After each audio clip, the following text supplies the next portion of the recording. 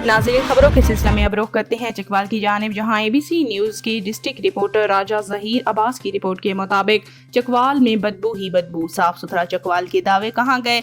मिल्लत चौक थनेल road पर main whole के ढक्कन टूट कर मेन होल के अंदर जा गिरे, जिसकी वजह से मेन रोड और इसके साथ मुल्हिका इलाकों में सीवरेज का गंदा पानी खड़ा हो गया। म्यूनसिपल कमेटी चकवाल के इंस्पेक्टर को इलाका मकीनों ने कई मरतबा इसके मुतल्लिक बताया, मगर वो टस से मस ना हुए। अहले इलाका इस गंदे बदबूदार पानी से काफी परेशान हैं। मेन रोड और गलियों से पैदल गुजरना भी महाल हो गया। इलेक्शन के दिनों में इन गली महल्लों का बार बार चक्कर लगाने वाले भी इस जानिब ध्यान नहीं देते। Deputy commissioner Chakwal madam Qurratulain Malik की रिपोर्ट के मुताबिक जिला चकवाल पंजाब का चमकता और साफ सुथरा शहर है, जबकि हकीकत इसके बरक्स है।